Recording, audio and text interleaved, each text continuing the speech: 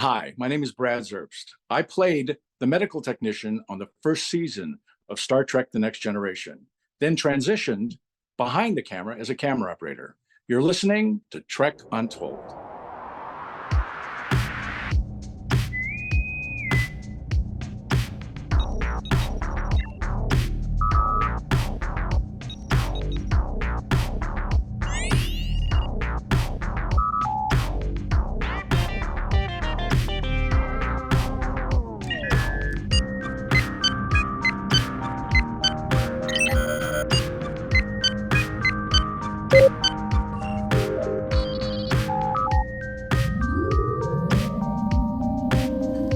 Welcome back to Trek Untold, the Star Trek podcast that goes beyond the stars.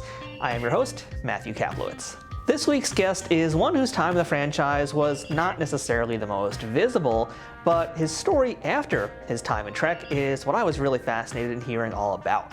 Brad Zerbst appeared a handful of times in the first season of Star Trek: Next Generation, typically wearing a blue medical uniform. If you're eagle-eyed, you can spot him in Justice, Heart of Glory, and Skin of Evil, which is probably his biggest on-camera appearance in the show. Brad did some roles in some other shows and films we're going to discuss today, but early into his acting career, he transitioned from being in front of the camera to being behind it, literally. Since his TNG days, Brad has become an award-winning camera operator, known primarily for his work on talk shows and reality TV, as well as time spent on sitcoms and dramas. And we're talking about things like Survivor, Big Brother, The West Wing, Will and Grace, The Ellen Degeneres Show, Wheel of Fortune, and one of my all-time personal favorites, Whose Line Is It Anyway? These days, he's been working on a show with a pretty massive Star Trek connection, but we're going to get to that a little bit later on. Brad's Starfleet career wasn't the most notable, but what he does today is very, very cool, and a job that I think a lot of us viewers take for granted. It goes without saying that without a camera operator, we wouldn't be able to see anything. That's pretty obvious. But this job requires a lot of skills, timing, and awareness that is highly underappreciated by the average TV watcher, and when done right, their work seamlessly pulls you into what's happening on screen, boosting the performances of whoever is in front of that camera. I'm very excited to bring this chat with you today and show a side of TV production you've probably never given too much thought to before, but after this episode, I'm pretty sure you'll think twice about the way you watch your shows. So let's pull focus on Brad Zerbst and learn all about his journey through Trek and going warp speed behind the lens.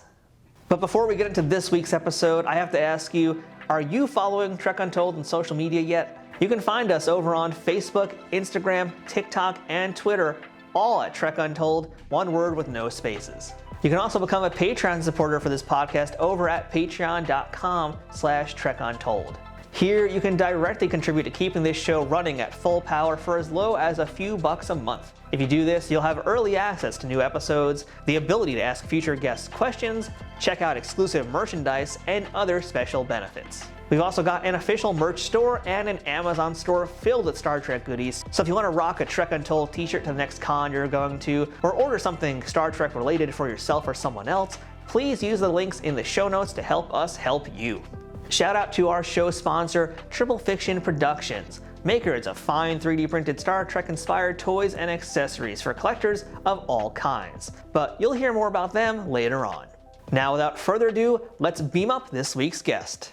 Computer, access interview file. And now join me on the other side of the screen. Let me welcome to Trek Untold, Mr. Brad Zerbst. Brad, how's it going today? Matthew, doing well, thank you. How are you? I'm doing good. Thank you for coming by today. You know, you've got a pretty unique road through Hollywood that brought you to where you are today, and Star Trek was really very much part of your origin story, and it's very different from what you're up to these days. So I'm excited to chat with you and learn a little bit more about what you're doing. Sure, absolutely. Yeah, it's a winding road through Hollywood for me, but it's clearly been a pretty good one because I'm seeing what's behind your head right now, and I'm like, all right, well, clearly this man knows what he's doing. Well, they impress the neighbors. All right, well, Brad, let's kick things off here with the first question that I like to ask all my guests. And that's, what's your earliest memory of Star Trek? Were you a fan of the show at all before? My earliest memory of Star Trek, actually the show, the original Star Trek, aired when I was 9 years old, and we watched it every week. My dad, myself, and my two younger brothers. I was the oldest. So I was 9, I think, when it premiered. So huge fan of the show. And then a little later on in life, the reruns would run all summer long. So every day there was a Star Trek episode on every day. And so all the kids playing in the neighborhood would stop playing and go inside, watch Star Trek, and then go back outside and play. I grew up in Mesa, Arizona. So huge fan of the show, always was a huge fan of the show, even to the point that one of the neighbor's kids had I believe it was probably like a Super 8 film camera. And we started making our own Star Trek episodes, to the point that actually in the transporter room, we would stand there, stop the camera, get out, start the camera, and he would scratch the negative of the film after it was developed. So it looked, it looked like we had transported somewhere, but we were 11 and 12. So I've always been a fan of the show. Yeah. That's pretty great. That's some pretty hardcore stuff. And by the way, I have to ask, who did you play when you were making those videos? You know what? Probably a guy in a red shirt. I mean, we were all just, no specific, person, but we were just on Star Trek, so. That's really cool. That's fun to do. And you Yeah. kind of already answered like one part of my next question, which was going to be where you grew up. So now we know it's Arizona. But can you tell us about your parents and what they did, and what little Brad wanted to be when he grew up? Much like anyone who's the son of a doctor of microbiology and a machinist, I wanted to be an actor and go into theater. Of And course, logical. yeah, I mean, I've got two brothers who are artists, and I was an actor, and mom was a doctor of microbiology. So, it transferred. And wanted to do it early on, and did, in children's theater, and then in, junior high and high school, and was always kind of on that path. So how did you find your way from Arizona into LA? Was there a journey there to get there, or is it a roundabout way? Went to college, Arizona State, for theater major. And from there went to acting conservatory in California, Pacific Conservatory of Performing Arts, Santa Maria. So moved from Phoenix to Santa Maria. And at PCPA, which the Star Trek alumni that came out of PCPA is, vast. I could go down the list, but and just started doing theater. I was primarily in theater. I wanted to be in theater. And from there, did theater up and down the coast. Ended up at a repertory theater in Costa Mesa, South Coast Repertoire Theater, South Coast Rep. And another friend of mine, actor, said, "Hey, I have an agent and he wants to see you." And I'm like, "Sure," And I had done some television stuff in Arizona when I was in college. Production assistant on Star is Born, the Barbra Streisand movie. And so, had done some background stuff on that, had done a couple of national commercials while I was there, had an agent in Arizona. And then when I went off to school, I, dropped the whole thing. And he signed me, and I started doing some television stuff, and did all right in the mid 80s, and then that's how I ended up here. Well, you can't leave that thread dangling. You got to tell me more about being a PA on A Star is Born. I mean, what part did you work on? They shot the concert scenes, the indoor and outdoor concert scenes at Arizona State University. One was in the outdoor was in the stadium at Arizona State University. The indoor was at Grady Gamage Auditorium. So all of her concert scenes, the big ones outside, the ones inside, and they were looking for people, and I was in the theater department. So I, of course, jumped on it. And it was doing exactly what you think a PA would do, go get whatever. Matter of fact, when I first moved to California to go to PCPA, I moved out in the summer. I was starting in the fall because I had friends that had moved to Hollywood. So I thought, move to Hollywood, hang out. As soon as I get to Hollywood, a friend of mine says, "Hey, I have friends at Universal, and they're starting a picture, and they're looking for PAs, and I think you would be good for it. I'm going to send you over there and give them your name because you've got experience being a PA." I'd done one PA job on a film.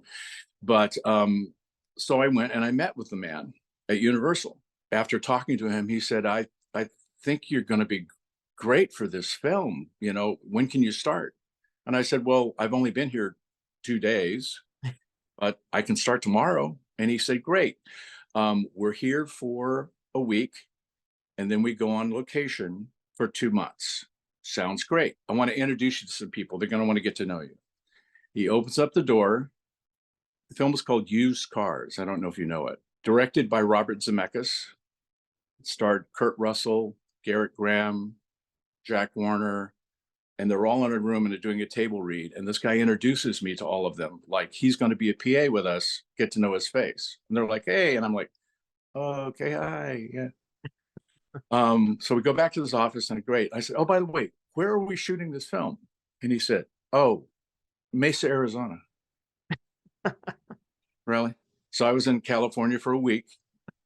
Then I moved back for 2 months to Mesa, Arizona. I'm sure your parents were thrilled to see you again.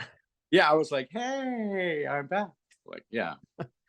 Wow. So I just home and worked in the set, and but it was a great experience. A lot of anyway. That is a true Hollywood story right there. Yeah. So that was my first foray to California that took me right back home. But So I read on IMDb that your very first gig was Starman. Is that correct? On-screen television gig. I think the first on-screen television was actually Murder, She Wrote. Ah, okay, even better. Because I always ask about Murder, She Wrote on this show, and in fact, I was going to get to that. So, yeah, we talk about that show all the time because so many folks who cross into Trek also dip their toes into Murder, She Wrote. Really? Yeah, a lot actually. You'd be surprised if you didn't know it's so many, and I'd say more than half the guests on this show have talked about Murder, She Wrote. So I'd love to hear if you have any stories about Angela Lansbury and just what your time was on that show. To be honest, I had 2 scenes and I never met her. Yeah, I played. Do you remember Barry Williams, who was Greg Brady on the Brady Bunch? Yeah. Yeah, I played one of his friends in a bar, and he's the kind of antagonist who ends up dead.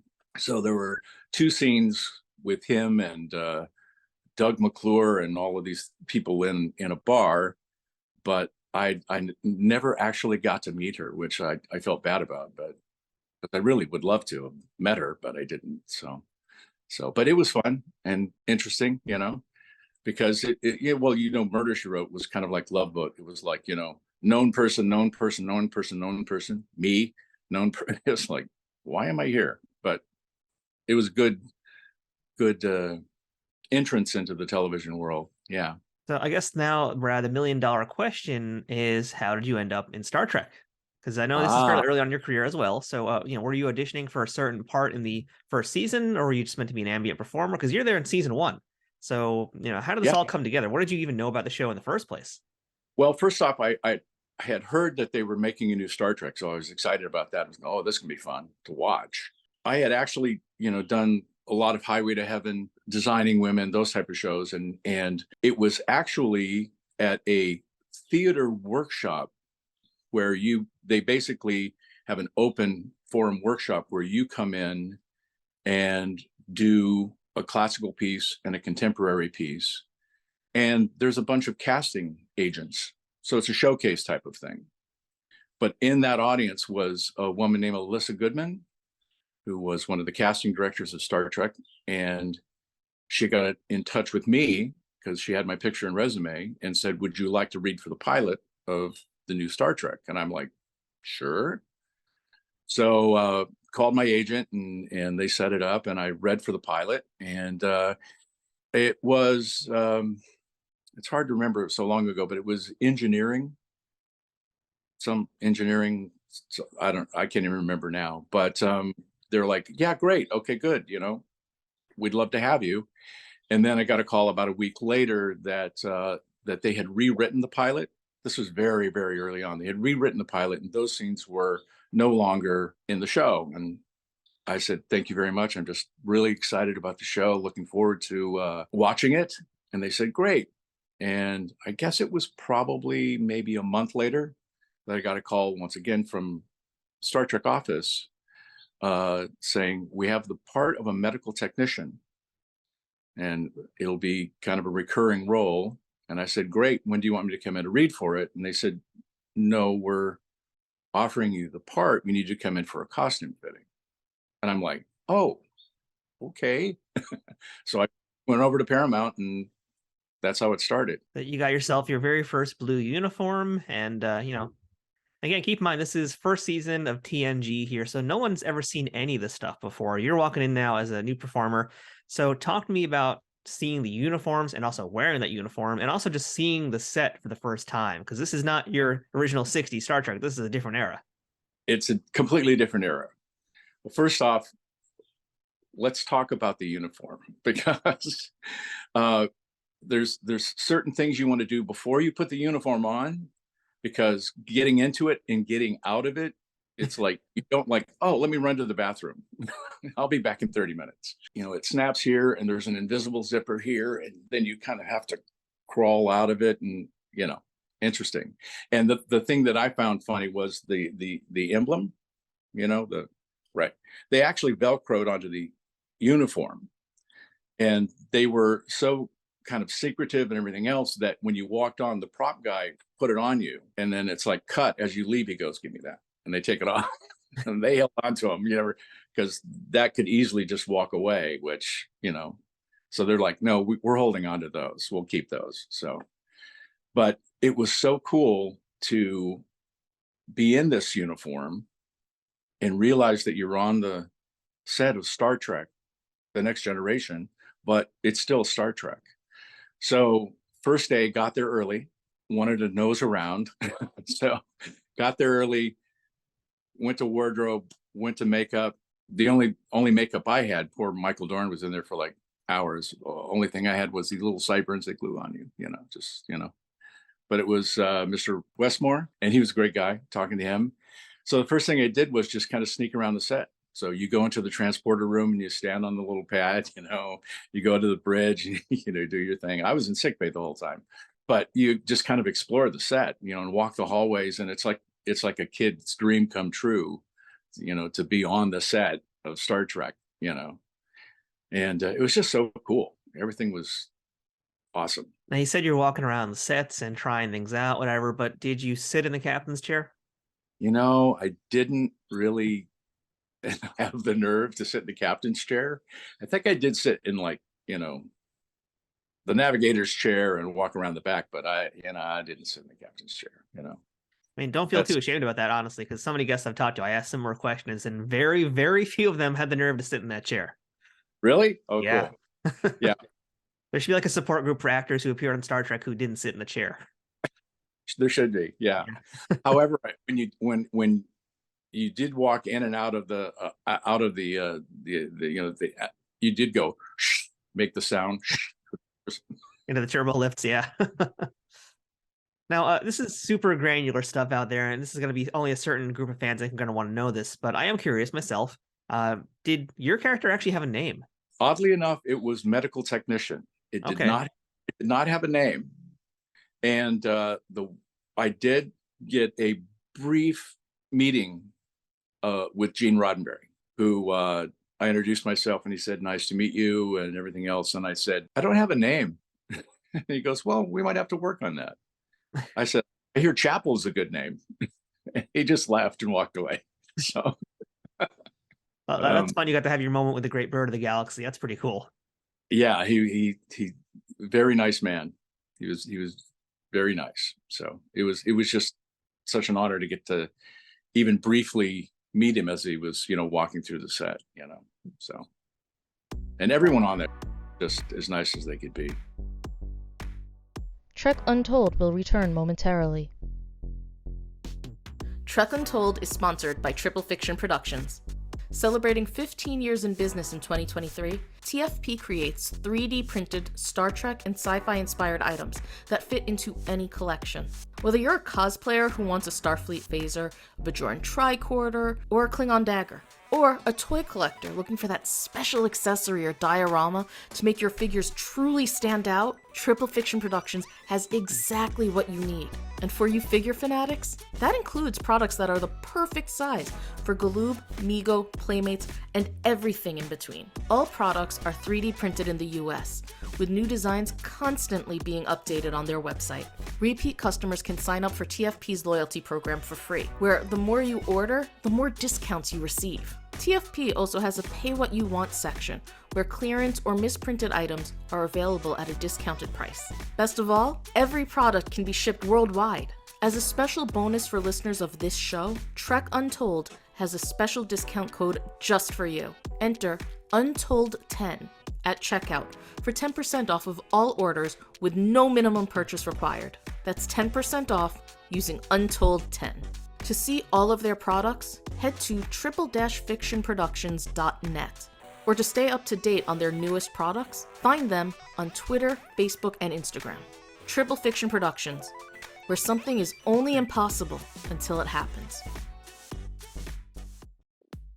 Hey, I'm Licia Naff, aka Ensign Sonia Gomez from Star Trek TNG, and now Captain Sonia Gomez on lower decks with her own ship, the Archimedes. Yay! I finally got a promotion after 25 years. So anyway, I'm here to talk about drivebydogooders.org. It's a little charity I run where we go to the outskirts of Skid Row, and from our car windows, we hand out basic human essentials like water, wipes, cold stream cheese, socks, tarps, masks, t-shirts, things to keep people warm. So we just think that everyone deserves clean water, some protein, and a way to clean themselves, especially during Corona. We also hand out masks to those who really, really need it, who live in tents on the street, mainly the disabled and elderly who have a really hard time getting to services. And we do all of this with no agenda, just pure giving, no overhead. If you'd like to go to the website and donate, it's 100% tax deductible. And if you click on the donate button, you can go right to the $35 option and pick a signed autograph picture of either the Star Trek The Next Generation or Lower Decks, or Total Recall, where I played the three-breasted mutant hooker on Mars, and that's the X-rated version. Put in the comments section your address and anything you'd like me to write, and I'll personally inscribe it and mail it off to you immediately. And again, that's drivebydogooders.org. Captain Sonia Gomez, signing off. Now, a majority of your scenes would have been with Gates McFadden, since she's the chief medical officer aboard the Enterprise D. So how'd you like spending some time with her? How'd you like working with her? She was great. She was awesome. I mean, she was so just open and giving and easygoing. I mean, it was so much fun to work with her. And I think the first week she said, why don't you come to my trailer and we can run lines? And I'm like, oh yeah, that'd be great. Thank you. I thought we just walked on the set and had to say it. So went to her trailer and sat there and, went through the scene ourselves. And then of course you worked with the director later on. And yeah, she was awesome. Did you have a chance to hang out much with any other cast members? I know you're pretty much in sick bay, like you said, but did you get to interact with anybody else in the main crew? Yeah, a couple of times. There was one time, it was, I think we were shooting Skin of Evil, the episode where Tasha Yar, her last, and we break for lunch, and Brent says, hey, do you want to come to lunch with us? And I'm like, sure. So we go to the commissary there at Paramount, and it's Denise, myself, Brent, one other person, I can't remember who, but sat there having lunch with Brent in a white t-shirt, but still had the makeup and the green contacts in. And it was like, this is a little strange, but, but yeah, them a little bit. And it was fun. Now, again, as we mentioned, this is season 1 of TNG. This is the brand new Star Trek show. And at this point, all these actors are really, they don't quite have the camaraderie they're going to have by season 7. So how would you describe the feeling on set for the episodes that you were there being shot? Or is everybody trying to figure out their way still? Is everybody kind of comfy already? And I've heard stories about Patrick Stewart, being pretty tight as far as not being the most smiley, happy person. He's very professional. What did you see? What was the feeling you felt on that set?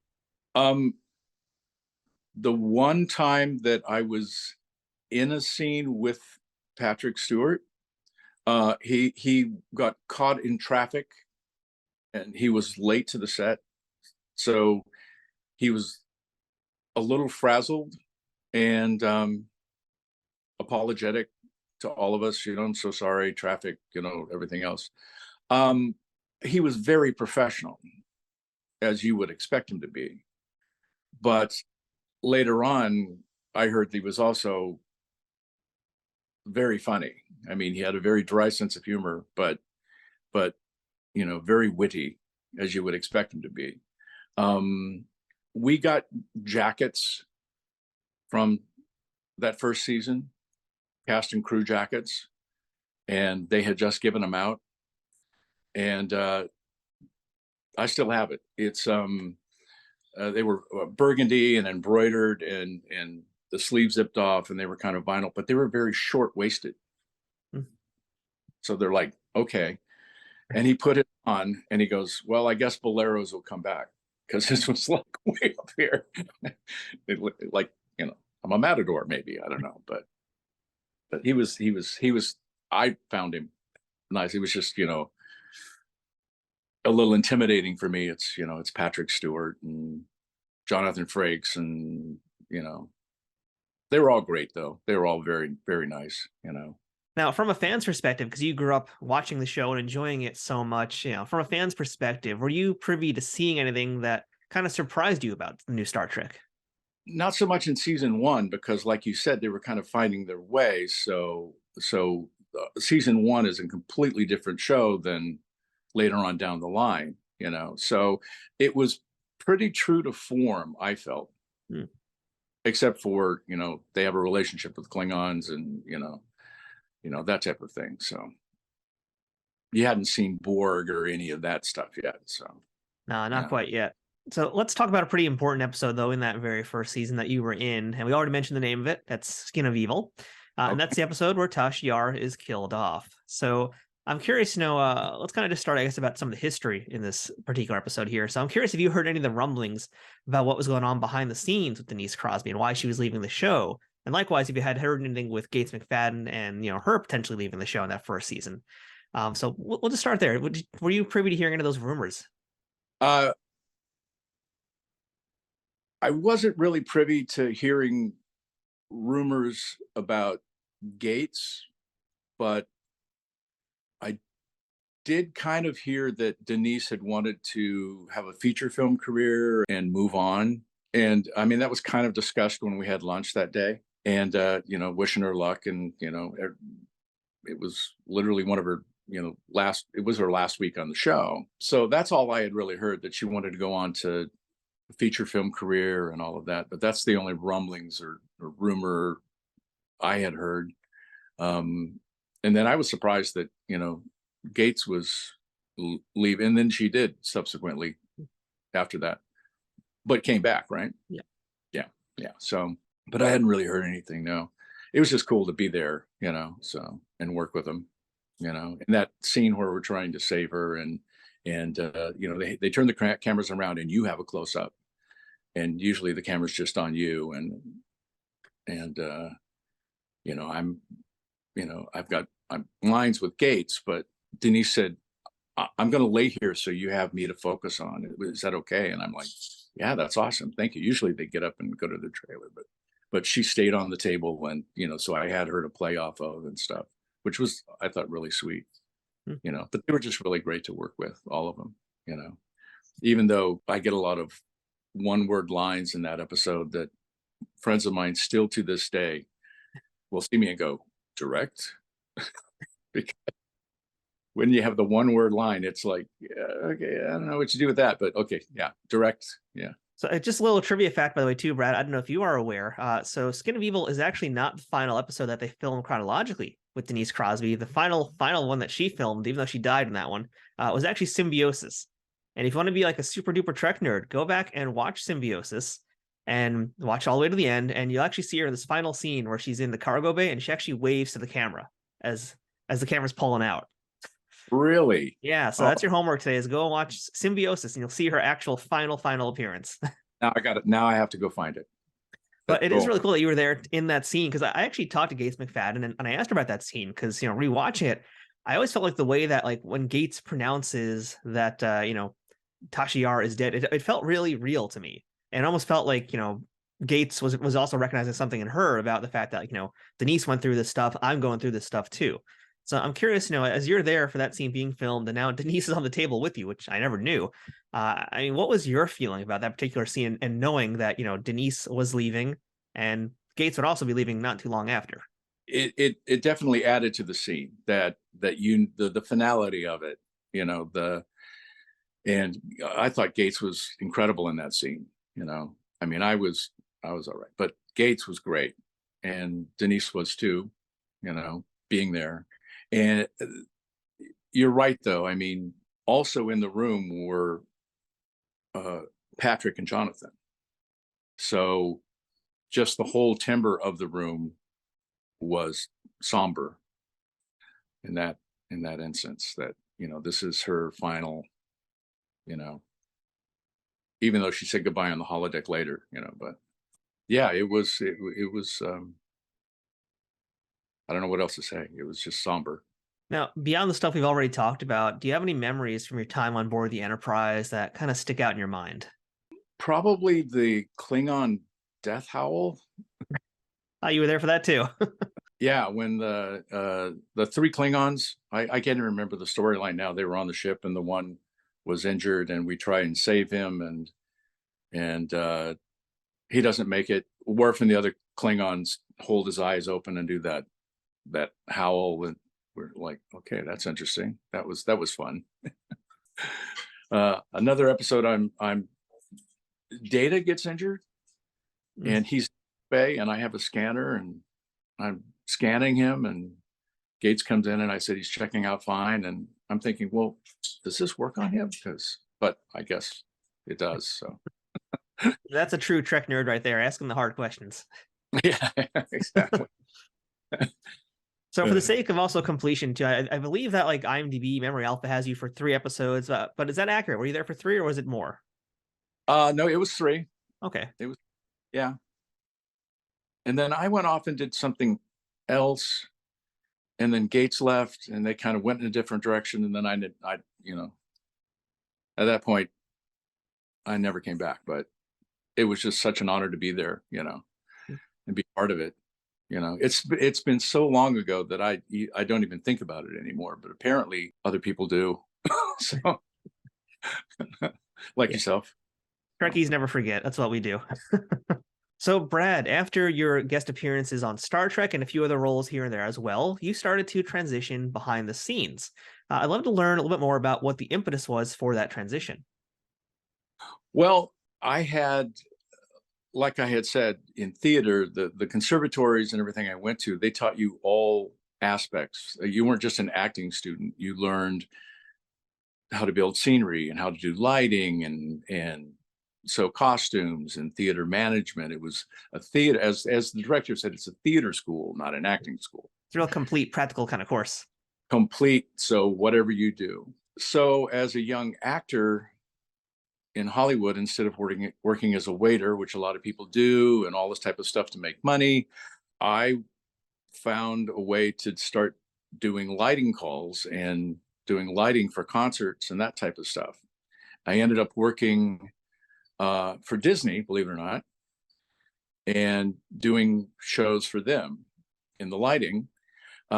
Photography had always been a hobby of mine, even, as a kid, in high school and a little bit in college. I had my own dark room, and I would do headshots for other actors, and photography was a hobby. So I always had an interest in it. I worked for Disney for a while, and then I remember when I was doing Highway to Heaven, I had done an episode of Highway to Heaven, and Michael Landon, late Michael Landon, God rest his soul, asked me what I was doing.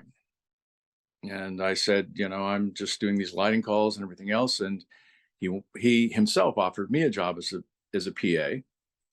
I ended up doing 3 different episodes of Highway to Heaven, playing 3 different characters over a year and a half. So he would say, "Hey, Tuesday, the part of the waiter." I'm okay, thanks. And I would sign myself out and go back to being a PA. And he had said, as a young actor, I made sure that I learned all aspects of the business. I learned how to do the lighting. I knew what a grip did. I knew what a camera operator did. I knew what the wardrobe people did, as when he was on Bonanza. And a lot of those same crew people were with him on Little House on the Prairie, and were still with him on Highway to Heaven. He had said to learn all aspects of the business. So I started talking to the camera guys because I loved, the cameras and everything else, and started talking with them. And so I had kind of developed an interest in it. Well, when I was working for Disney, there was, I can't even remember what the concert was. And one of the camera operators either got in a car accident or got sick suddenly. And so the director said, how do you feel about doing a handheld camera just on stage? Just do your best, and I'm like, I've never done it before. And he goes, well, just give it a try. And so I grabbed the camera and just thought, well, I'm going to have fun with it. And at the end of the night, he walked up and he said, okay, you're a camera operator now. And I'm like, okay, because that was a lot of fun. And the one thing kind of led to another, and it just kind of took over. I unfortunately got in an accident and ended up injuring my knee. So the acting kind of had to be put on the side for 6-8 months while, I had a Don Joy brace from my hip to my ankle, and knee surgery and crutches, and walked with a limp. And but after that, I started getting calls from people saying, hey, are you available to do this? And so I met a lot of A-team camera operators in Hollywood that are like, hey, you should do this. And I found it so enjoyable that I just kind of thought, well, I'll do this for a while. I'll stick with this for a while. And it just took over. And, 30 years later, here we are. A good camera operator is vital for any TV show, but especially things like talk shows, like live sports events. There's all sorts of reasons why, but even for a show like Star Trek: The Next Generation, the camera people, extremely, extremely important. So what are some of the things that you've learned in this field that you initially took for granted as a viewer, and are things that made you the camera person that you are today? I think as a viewer, and if the camera work is good, it's seamless. You are unaware of the fact that someone's standing there operating at a camera. It adds to the narrative, and it adds to the story. It doesn't take away from it. You learn how much work it truly is, how much work goes into it, and long hours, and the craft of it. The interesting thing about being in front of the camera is that it helps so much when you're behind the camera, knowing what that experience is on that side of the camera. And it helps creatively it's almost like you're a part of it on some shows. Talk shows are pretty formulaic, everyone has their, zones, and I've done a lot of mostly live television, mostly a lot of live music and award shows and that type of thing, a lot of live television.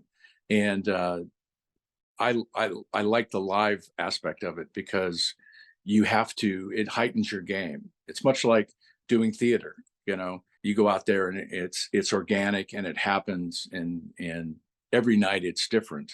With live television, whatever happens, and you have to be able to ad lib and roll with it and go with it, because something invariably goes wrong. But if it's live in front of millions of people, you just kind of have to go with it, So it's that thrill of it, that same feeling you get from doing theater, you get from doing live television, even behind the camera. Yeah, I've never really thought of it that way, but that actually really does make perfect sense. And, talk about the live events as well. Some of the award shows you have done have included the Emmys, we're talking the Oscars, Grammys, Golden Globes, right? And that's got to be, I feel, pretty nerve-wracking, because those are big, big shows. You got millions of people tuning in, and you're the guy making sure they see whatever that important thing is that needs to be seen, So, talk to me about working on some of those shows. Well, yeah, and let's take the Grammys, for instance.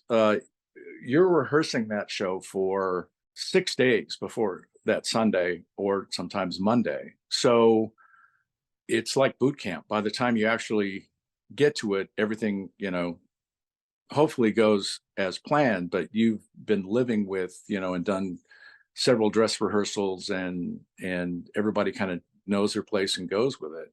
It's definitely an energy that, it's almost addictive sometimes, when once you get through it, and it's a good, clean show, and it's exciting, and, it's, it's addictive. One of your earlier gigs that you worked on was Saved by the Bell, the new class. And believe it or not, Brad, I've actually had someone else on this podcast who was part of that show. His name was Tim Lunabus. He appeared in a few episodes there. So I'm curious if you have any memories from your time behind the camera on Saved by the Bell, the new class, which is, I know, such a weird thing to ask about, but I grew up with it. So I'm always interested in hearing stories about it. Yeah, it was fun. I actually did several shows for Peter Engel, who was the creator, and I did Saved by the Bell, the new class, and then there was Hang Time. I don't know if you remember that show. California Dreams. The Peter Engel sitcoms, there was a definite formula to them. It was just great because I remember the original Saved by the Bell. I didn't work on that, but it was just fun to be around them. It was a good camaraderie with the cast. I remember that the cast and crew, everybody got along like a big family and could joke around and have fun, and you could play practical jokes on Dustin Diamond, and the man who played Principal Belding, he was very particular about, almost OCD about his desk on the set. There had to be 5 pencils arranged in a certain way in a cup on the desk, and he would make sure that they were arranged just like that. And so consequently, someone would always distract him and remove a pencil or move a pencil, and they'd go, okay, here we go. In 3, 2, wait. He would notice that the pencils were, it was, that type of thing. But everyone was great to work on. It was a lot of fun. It was taped in front of a live audience, and the live audience for Saved by the Bell, the new class, and Hang Time were young teenage girls for the most part. That if you've never heard an audience of young teenage girls, it's you could almost weaponize that, and it's very loud, but it was a lot of fun. Yeah. The true wail of the banshee right there. The true wail of the banshee. Yeah. Hey everybody, we'll get right back to the interview in 1 second, but I wanted to remind you all to check out Trek Untold over at Patreon. Patreon is the best way to directly support creators of things you like through a monthly subscription of an amount that you can choose. Trek Untold has a few different tiers already with different benefits, ranging from early access to episodes, the ability to ask a future guest questions, exclusive merchandise, and other bonuses that I'd love to offer, but first I need to grow that Patreon community to do that. Trek Untold has been around since mid-2020 and has grown a ton since then, thanks to listeners and viewers like you. Through a platform like Patreon, you can help me keep improving the quality of each episode and keep bringing you new interviews with folks that make the Star Trek universe what it is. If this community can grow more over on Patreon, I can offer new perks like watch parties, exclusive Trek Untold episodes, being able to directly interact with guests, and other things, but in order to do that, I need to know my audience wants these things. The best way to tell me what you want is by supporting us on Patreon, so please, check us out at patreon.com/TrekUntold today and become a bigger part of the Trek Untold family. And now, back to the interview. So Brad, Star Trek obviously is one of my favorite things here. I got a whole podcast based around it, but one of my other favorite shows, and has been since, I don't even know when, it's Whose Line Is It Anyway? And you were a camera operator for both the American versions, the original American version and the current version with Aisha Tyler hosting. I watch it all the time. Like, no joke. I watch it no matter what channel it's on TV. I'm tuning in. No matter how late it is, I'm watching it. I know the show like the back of my hand, probably better than I know Star Trek. Really? I am a hardcore fan, and I would just love to hear about your time working on that set, because I know that was a wild set to be a camera guy on. Well, yeah, you want to talk about not knowing what's going on. It was so much fun. It's the only show where it's like you find yourself watching the show and you're like, oh, no, wait, I'm working, because they were just so good, all of them. I was actually a camera operator on the British version when they brought the British version here with their presenter, but in the British cast were Colin and Ryan. and sometimes Brad and sometimes Greg Proops. They were in the British version. It was actually Ryan Stiles who said, this would play very well here, and pitched it to Warner Brothers, and they actually talked to Drew about hosting it. And so that's when the American version came out. I was there, from the get-go. And it was interesting to see the difference between the British version and the American version, because, well, when you add Drew, and then, you've got those guys, and the way they shot the show, I don't know if you know this, but the way they shot the show is we would start the show, hey, welcome to Whose Line Is It Anyway, and he would come down and they'd go into the first game. And then we would just play game after game after game after game after game, while Dan Patterson, the executive producer, was over there scribbling on his notepad. And then about 5 hours later, do the mid-show breaks, the end of the show where they read credits. And then he wanted to do pickups. Let's do the end of this game going into the mid-show break. Let's do the end of this day. And Ryan Stiles would always be like, we make this stuff up, right? How are we going to, but, well, you were here and you were here and you were saying something about, and everybody like, okay. And as the night wore on, and normal, like Friday, Saturday, Sunday was the tapings. A normal Friday, it would easily be an 8-hour taping after we had been there. So they were 12 and 14-hour days for us. Mm. You could see Ryan getting gradually more and more annoyed with Dan Patterson. And Drew had actually said to me one time, he goes, nothing's funnier than Ryan Stiles pissed off. And I said, I can remember one night in particular, and I might be talking out of school, and you can cut this out if you want. I won't. I know you won't. They had to do helping hands, where, Ryan is Colin's hands. Poor Colin. And poor Colin. He's the sweetest man in the world. And they had full pies that he eventually gets. And so Dan Patterson is over there. He always had the same green blazer on and the black t-shirt he wore every taping. He's over there and he goes, okay, coming out of helping hands, we'll set up helping hands. So the prop people have to come back out and set all of it up and everything else. So they set up the pie.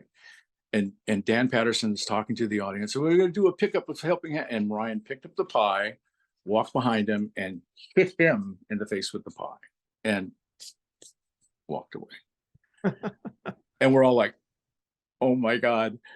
And Dan Patterson, who's got a face full of whipped cream now, just goes, yes, very good, very funny. So we'll pick up from, and Ryan's like, oh, I give up. So it was a lot of fun. So man, no soul to pie to the face. That's just the antithesis of comedy right there.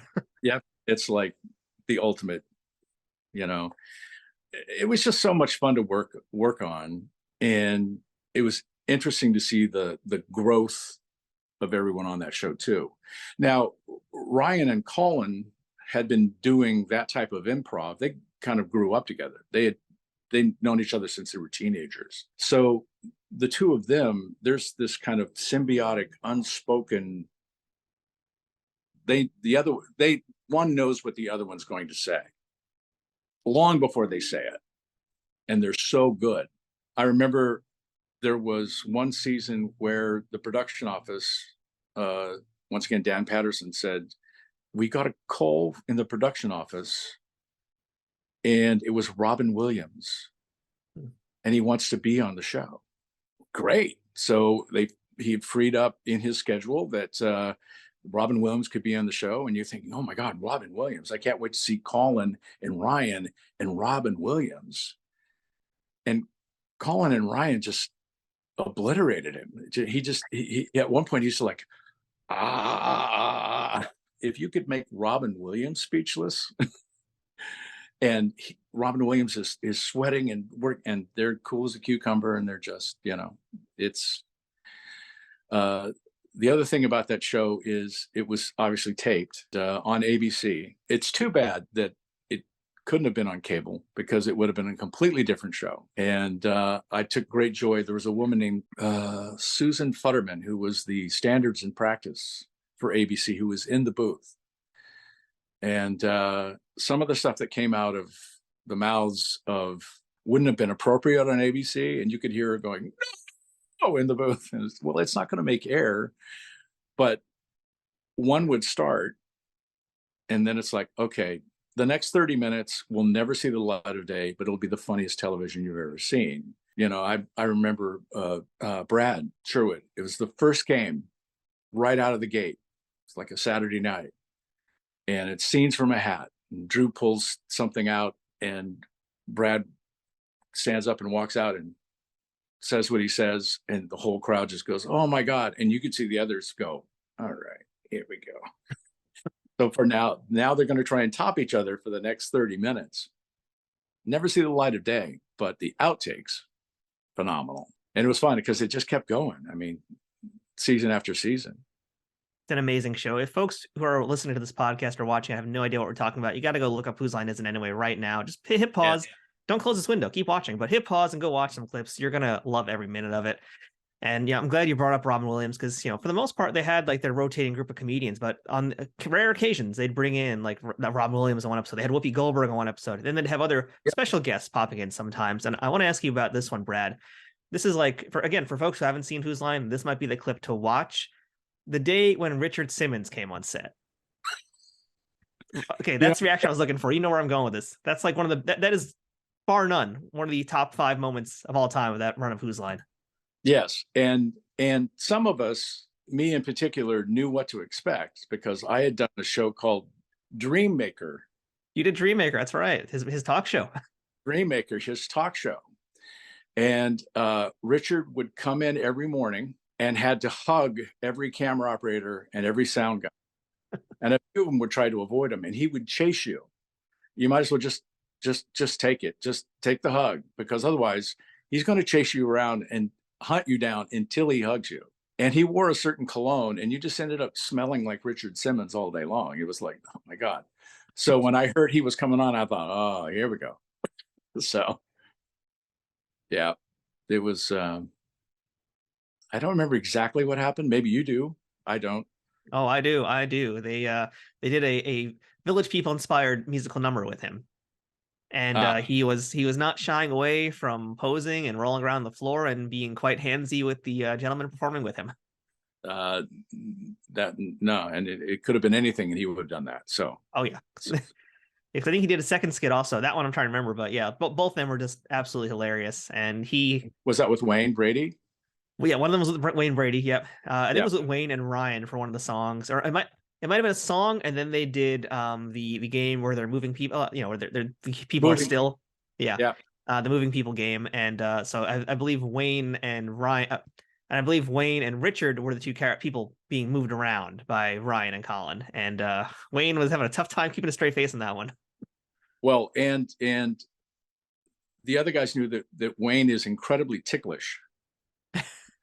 So they would purposely, especially moving him, would be like, so even if he wasn't laughing, he was laughing because he's incredibly ticklish. And it was just amazing too, when just to be there, because I was closer to the band side with Laura, and knowing that he's making these songs up. Yeah. So even when we come in, they rehearse the song styles, but not the words. So they know the certain song styles that they're going to do, but he's making that up off the top of his head. It's amazing, And that's pretty fair too. I know, it is improv comedy, but they're not going into this like completely blind. They need to know the rhythm of what they're going to be singing and that kind of stuff. So that's all good. Yeah. And I know for camera operators too, you guys were not exempt from the comedy and the good times either. I know Ryan especially would constantly run up and attack the camera guys and take control of the cameras. Many times. You were a victim of that? Many times. Yeah. Yep. And at the end, when they read credits, they're scrolling the credits and they're reading, my name would get mentioned several times just because they thought it was Zerbst was funny. And in particular would say, Zerbst. So Yeah, we should mention too, we're talking mostly about like the 90s, early 2000s run, but Whose Line continues. I think it's actually just ending its final run right now, in fact, I believe. yeah, they actually taped next door to the show that I do 4 days a week. And I went next door and saw them all, and you know, a lot of the same crew, producers anyway, Yeah. Dan Pett and George Nejame and those people are still there. Aisha, obviously hosting now, Yeah, I always feel like, watching the two shows, as much as I love Drew, I feel like Aisha Tyler just brings a completely different energy. And really, no, not disrespecting Drew in any way, but I really feel like Aisha gets the improv a lot more than Drew ever did. It felt like he was a little awkward doing some of that stuff. Drew was horrible at it. Yeah. Okay, you said it, not me. That's fine. By his own admission. Yeah. He's like, oh, I'm horrible, So he's a stand-up comic, but as far as improv goes, he was like, no, and by his own admission. So, and Aisha, being an actress and a comedian, is much better at it. Much better at it, I mean, I'm sad to see it go because there's no other shows like it. I mean, and there have been a few that have tried. There was another show that Drew did, in fact, where I don't know if you worked on it or not, but there was another show Drew did that was more improv, involving like green screens and things like that, and Right. it just didn't have the same kind of energy. Like Whose Line really is like an American institution of comedy that just amazing. Yeah, I think that was in between when the one show had ended, before they really brought it back with Aisha. Yeah. He was trying to. I know they did a live stage show in Vegas, and that they were then trying to bring back the show in a different form. And you've done plenty of other comedy stuff as well. And one other thing I want to talk about here as we start to wind this interview down is Curb Your Enthusiasm. You were there for a lot of Curb Your Enthusiasm. Talk to me about being on that show. That's like a different environment for a camera op, isn't it? That's where being an actor came in to play more than any other show I've ever done, because the fact that they work off an outline and the entire show is improv. There's no script written. It's an outline. You're kind of part of it in covering it and shooting it. There was only two camera operators, myself, John Purdy, Bill Sheehy was the DP. And we actually kind of came up with the way to shoot the show, starting right out of the gate, but they're making it up. So you have to be part of the scene and almost like be part of the improv yourself and follow along with them to get the coverage and know where they're going and what's happening. And usually by about the fifth or sixth take, it starts falling into place. What I always found interesting was that if you're a guest star on the show, when you audition, unless you're, a bigger name, they just improv with you. But you're never given the outline. You're just told what your scene is. Larry comes into your diner, there was a fork missing last time he was here, you suspect he took it, and go. So many times guest actors on the show would walk up to us, because I have an outline and the other camera operator has an outline. They would say, okay, what happens next? Because they don't even know what the story is. We had several stars on the show. Michael, the one that sticks in my mind is Michael York. Michael York was going to be with us the entire season. He had a character, the through line. Larry was opening a restaurant and had Ted Danson and several celebrities that were going to be, helping fund the restaurant. And Michael York was his first day, and he walks in and I'm getting a camera ready and he's brought in a lot of his own wardrobe. And he says, good morning. And I'm like, Mr. York, nice to meet you. Call me Michael. Very good. He goes, by the way, does anyone know who I'm playing? And I said, you're playing Michael York. And he said, I'm what? He had no idea. I said, you're playing Michael York. He goes, oh, that's a stretch. Hey, Michael York. Well, I had no idea he was playing himself, but because they hadn't really told him. They don't want any preconceived notions. A lot of people will go, well, this is what happens, so I'm gonna, make up a bunch of stuff before I get there. And they didn't want that. They wanted it to be organic, spontaneous. And it was a lot of fun. It was a lot of work, a lot of fun. Now, Brad, very important thing we want to mention too, as this episode is going along here, you were nominated for an Emmy Award, which is cool. And you were nominated for an Emmy for your work on the Ellen Degeneres show. And, I see a lot of talk online about Ellen, and I don't really understand what's going on. I've never really watched the show that much, but there's like so much chatter online about how Ellen's this like horrible person behind the scenes or whatever. I honestly have no clue. I keep seeing all these things. I don't know what's real, what's not. So I'd love to hear about your time working on Ellen and what she's really like behind the scenes. Yeah. We actually had the pleasure of being nominated 10 times and won twice for Ellen, the cameras. The show had won, I don't know how many Emmys. What I've noticed about comedians in general is that as gregarious as they are on the outside, a lot of them are very introverted and shy on the inside. And I think Ellen is kind of a private person, shy person for the most part. A lot of people see the comedians and think the public persona is really who they are, and they're not. Robin Williams was the same way. Robin Williams was very kind of quiet and shy when you were just talking to him. I had the occasion on the Oscars to sit and talk to him for like 35 minutes, and he was just very, very kind of quiet and shy, not the Robin Williams you see all the time. Ellen, pretty much the same way. There were producers on the show. I'm sure you've probably heard a lot of the rumors and a lot of how it was, and they were very protective of Ellen, and I think concerned that someone would say something to Ellen and give her an idea that didn't go through them. It's almost like they were paranoid and about what she thought of them. And as the show grew in popularity, that just exacerbated past the point of just normal workplace angst into an unhappy work atmosphere for the crew, for producers, PAs, you name it. And it kind of came from the head down. So a lot of the subsequent stories you heard about Ellen, she was just not very open. Now, she was the first season when we first started because the show wasn't a hit.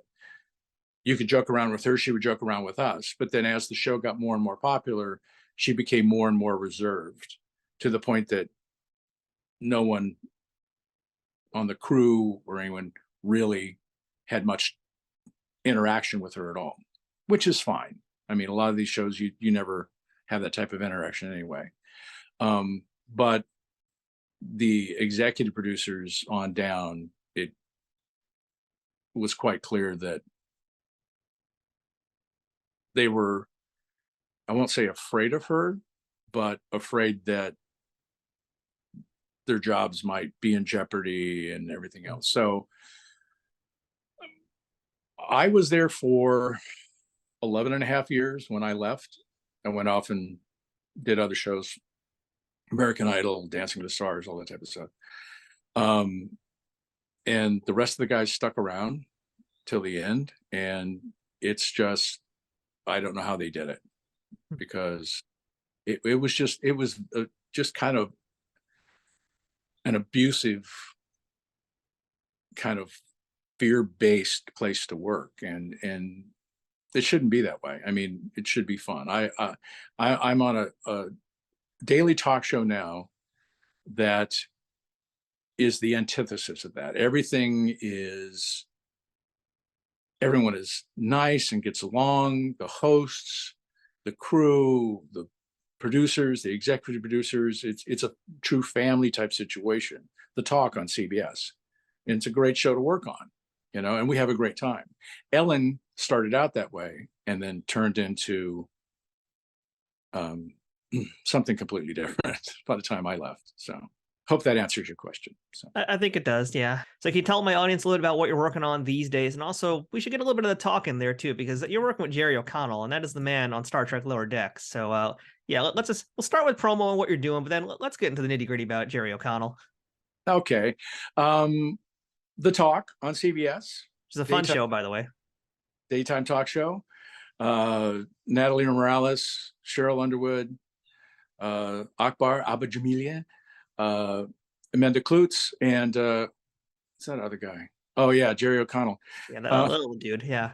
All just as nice as they can be. I mean, it's a great, fun show to work on. We're live to the East Coast, live to you folks in the East Coast, and just a true family atmosphere. We have a great time. It's a fun show. I'm blessed to be there. We shoot 4 days a week. We do 2 shows on Thursday which is Fridays, and Thursday and then Friday show, and then we're back in on Monday morning. Jerry O'Connell, what can I say about Jerry O'Connell? Jerry is probably one of the nicest celebrities I've ever met. This guy is just as down to earth as he can be. He's funny. He's just everything you would think he is, and then some. When he first came on the show, they said, "We have a parking spot for you right outside." He goes, "No, I'll park in the parking structure with everyone else." And they went, "Well, no." He goes, No, I'm fine. He drives this old Ranchero to work, and parks in the structure, walks in with the audience, comes out, sits with us, jokes around, have a great time, do anything for you.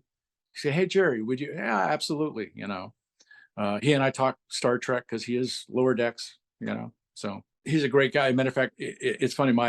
This is a quick Jerry story. My family on my father's side are all farmers in Southern Illinois, and the Twin Hoffels. You thought Zerbst was funny? Twin Hoffel. Good luck with that. Twin Hoffel Farms. And so they had T-shirts made that say Twin Hoffel Farms with a deer. And my cousin, Kathy Twin Hoffel, says, "Okay, I'm sending some to you and my wife, and we have 3 kids." And she sent one for Jerry O'Connell because she's like, "I just love Jerry O'Connell. I think he's the best thing ever." And I said, "Okay, I'll give it to Jerry O'Connell." So I go in the next morning, and Jerry's out back. He's already got a dress shirt on, and we're out back behind the stage, outside in the hallway. And I said, "Hey, Jerry, I got a present for you." He goes, "What?" And I said, My cousin sent you this T-shirt." He goes, "Oh my God!" Rips his dress shirt off, puts the T-shirt on. He goes, "Here, quick, take my picture." And so he takes his picture, takes another picture, and takes another picture. He goes, "Yeah, do they have Instagram?" And I said, "They're farmers. No, they don't have Instagram." And he said, "I'll put it on my Instagram and they can look at and send him those pictures." And I mean, that's Jerry O'Connell. I mean, he literally gives you the shirt off his back if you give him one. So you never really know what Jerry's going to do. I mean, it's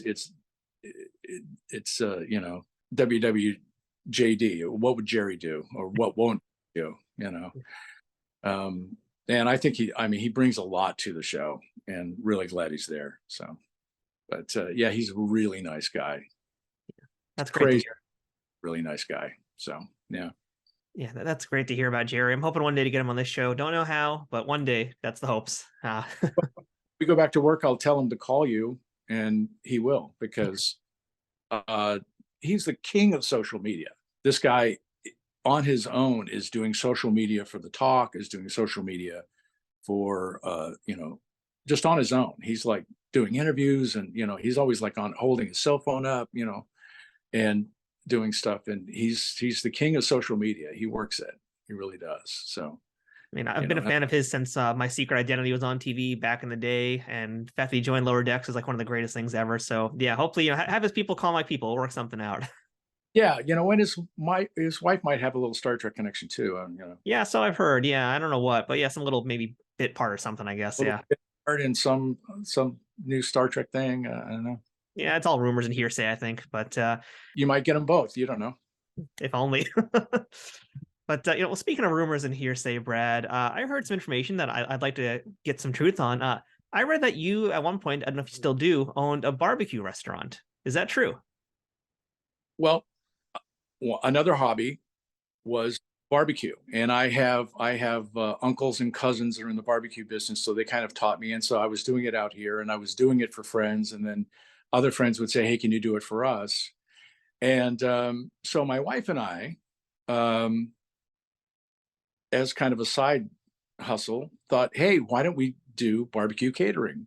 And I got a big trailer and everything else. And we did it for a number of years. What you forget is how much work it is. When we both have careers, we're both working regular jobs, and if you have a big thing on Saturday and you have to shop it on Wednesday and prep it on Thursday, and then you get home. I had a Friday show that I don't do anymore since COVID. Real Time with Bill Maher. I don't know if you know that show. Yeah, I've heard of it once or twice, I think. I did that for like 15 years when it was live, and then COVID hit, and I didn't go back. 15 years, that's enough. But so I'd get home Friday from the live show and start cooking, be up all night, then do the big gig on Saturday and clean up on Sunday, and then go to work. It just got to be too much. So we did do barbecue. I will still do barbecue occasionally for friends that say, hey, I'm having a party. I have a couple of smokers and stuff, but it's just something we did on the side cooking's a hobby of mine. So, one of the many, but yeah, it was fun. We don't really do it anymore, but yeah, B&J, my wife, Jennifer, B&J's Roadside Barbecue. And we had a lot of fun with it. Hired all of my kids, put them to work, some nieces and nephews, and yeah, I just love hearing these different stories about the different things you've done over time, because you've been on Star Trek, you've been an actor, you're a camera operator, you're a food catering person. That's pretty cool. That's a pretty fun path to have across your life. So it's very exciting to hear those different stories. Jack of all trades, master of none. So I know exactly how you feel with that. But Brad, as we come to a close here, I got a few last wrap-up questions for you. These are supposedly my lightning round questions, but they're never lightning round. So we'll see how you handle these. Let's start with best day on a set and worst day on a set. And this could be performing or behind the camera. One of the best days on the set for me is we're in New York shooting Curb Your Enthusiasm, and I'm the only camera with Mel Brooks and Anne Bancroft. And it's literally the director, myself, the two of them, and an audio guy in a room. And to just sit there and get to chat for 2 hours with Mel Brooks was amazing. As a matter of fact, there's another time, best day on the set, when we were shooting here in Los Angeles, because he was with us all season. We were shooting at Cantor's Delicatessen. It's a night shoot. It's 11 o'clock at night. I go in an area while they're, lighting and doing all that kind of stuff. I sit in a booth by myself, and up walks Mel Brooks, Rudy DeLuca, his writing partner, and Paul Mazursky. And said, do you mind if we sit with you? And I'm like, sure, have a seat. And just to sit there like a fly on the wall while Mel Brooks and Paul Mazursky and Rudy DeLuca are chatting, you hear stuff like, oh, on that one show, Mel Brooks, oh, on that one show, the Barry, he was a good kid, good writer, Barry. And Rudy goes, Levinson? He goes, yeah, Barry Levinson. It's like, are you kidding me? Really? And you just sit there and absorb, the legends that are sitting there at your table. You don't say a word because there's nothing you can say or should say, really. You should just absorb it. Worst day? I don't know. There's been some just long days, and there was a shootout in the middle of the desert in August when it was 120 degrees and the camera failed and we had to wait for another camera. And those days, when it's like, why? But yeah. Well, how about most memorable piece of advice that you ever received from someone that you still use and think about today? Actor friend of mine once told me, and I think about this in this business, of the 3 T's of tenacity, timing, and talent. And the third one's the least important. So that's perfect right there. That's like the true Hollywood experience right there. That's pretty brilliant. Brad, the last question for the day here. What's the best thing about being a part of the Star Trek universe? The best thing about being part of the Star Trek universe is just knowing that you had one very minute, small, atomic hand in something that will live forever. Think about the Star Trek universe, and I mean, it will just go on in perpetuity, and people be watching this long after, we're gone. That I feel. And just you have to be humbled and feel honored to even be allowed to be, in a small way, part of that. And yeah, I mean, I don't think of it very often. I mean, once in a great while, you say, oh yeah, I think it was like a month ago, my son called and said, turn on channel 11. And I turned on and there I am. I'm like, oh, okay, I remember, But I mean, I don't think about it day to day, but you're like, yeah, that was a big deal. Still is. So be a part of that. That's kind of the truth of the situation here too. And that's one of the reasons, one of the many reasons why I do this show and what I hope to achieve with this show is the fact that folks like yourself, they might not have had a name even as a character, but you're an important part of the universe. You are part of the Star Trek universe. And more importantly too, it's what you do beyond it as well. And it's not just that you have these Star Trek stories to tell, it's also you've got your life story to tell and what you're doing now. And I feel like folks who are listening, they're coming because they came for Star Trek, but they're learning about now being a camera operator and hearing your different stories about that. And that's, I think, an important avenue for folks too. I mean, now they're learning about a profession they probably never really understood or thought of before. So, I feel pretty privileged I'm able to do this show and talk Trek, even with the folks who didn't really do it for a lot of stuff, but have had a life after Trek and have made quite a name for themselves. And I think definitely by looking at the awards on that wall behind you, you definitely made a name for yourself, Brad. Well, thanks for having me on. I appreciate it. And it's been a lot of fun. It's been a lot of fun. Well, thank you so much, Brad. I'm glad I got to talk to you. And I got to be honest, since we started discussing the Richard Simmons Who's Line, I've been fighting back a smile the entire time. So I'm going to go watch that clip once we're done talking here. Yeah, I think I might have to too. So, well, thank you very much, Brad. Thank you. Appreciate it. Thank you, Matthew. That's it for this week's show. Thanks again for checking out Trek Untold. If you aren't already, please follow Trek Untold on social media, where you can find us on Twitter, Instagram, Facebook, and TikTok, among others, all at Trek Untold. Don't forget to subscribe to us on YouTube for the video versions of this show at youtube.com/@TrekUntold, and subscribe to us on whatever platform you're listening to the audio version on. We always appreciate likes, shares, comments, thumbs up, ratings, and reviews, and whatever you can do to help spread the word about this podcast and inform other Trekkies about why they need to check this show out.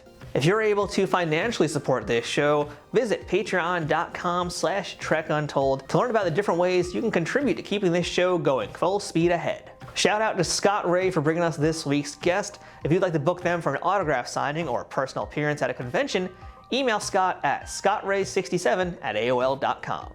Until next time, I'm Matthew Kaplowitz. This has been Trek Untold, and as always, fortune favors the bold. Trek Untold is sponsored by TrekSphere.com, promoting fan-produced Star Trek content in all forms, is powered by the RageWorks podcasting network, and is affiliated with Nerd News Today.